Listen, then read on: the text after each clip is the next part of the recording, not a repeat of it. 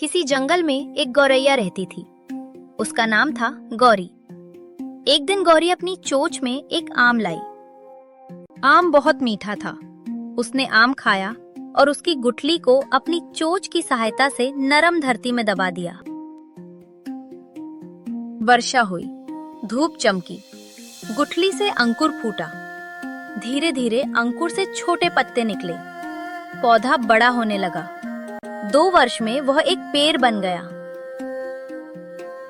पेड़ पर गौरी ने सूखी घास और छोटे छोटे पौधों की पतली जड़ों से बुनकर अपना घोंसला बनाया। उसका घोंसला अंदर से एक कटोरे जैसा था। घोंसले में गौरी ने 3 अंडे दिए। उसके अंडे छोटे छोटे और सफेद रंग के थे। वो अंडों पर बैठकर उन्हें गरम रखती, मीठे गीत सुनाती। उसके मीठे गीत सुनकर बहुत सी अन्य चिड़िया भी आ जाती और प्रसन्न होती। एक दिन वहाँ एक कौवा आ गया। उसका नाम था कालू। कांव कांव करता हुआ बोला, गौरी, ये घोंसला मेरा है, ये पेड़ भी मेरा है। तुम अपने अंडे लेकर यहाँ से चली जाओ, नहीं तो मैं तुम्हारे अंडे तोड़ दूंगा। कालू भैया, ऐसा मत कहो। ये पेड़ मैंने लगाया था, ये घोंसला मैंने बनाया है। इस घोंसले में मेरे अंडे हैं। तुम भी पेड़ पर रह लो, लेकिन हमें नुकसान मत पहुंचाओ। तुम्हारे कहने से क्या होता है? अब ये मेरे हैं तो मेरे हैं। पेड़ के पास ही नदी में एक हंस रहता था। उसका नाम था नीलू। वो उनकी बातें सुन रहा था।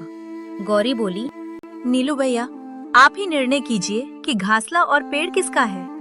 कालू कहता है कि ये घोंसला और पेड़ मेरे हैं। गौरी कहती है मेरे हैं। ये पेड़ और घोंसला इन दोनों के कारण झगड़ा है।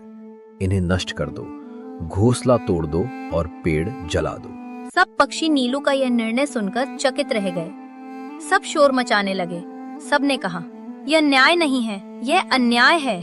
पेड़ और घोंसले को नष्ट करने की बात सुनकर गौरी रोने लगी।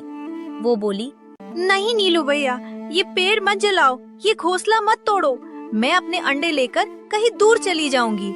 ये कालू को ही दे दो। नीलू चुपचाप कालू और गौरी की बातें सुन रहा था।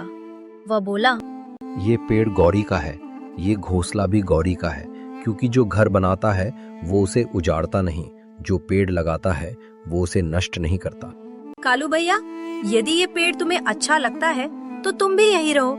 सबके साथ मिलकर रहोगे तो तुम्हें भी अच्छा लगेगा और हमें भी।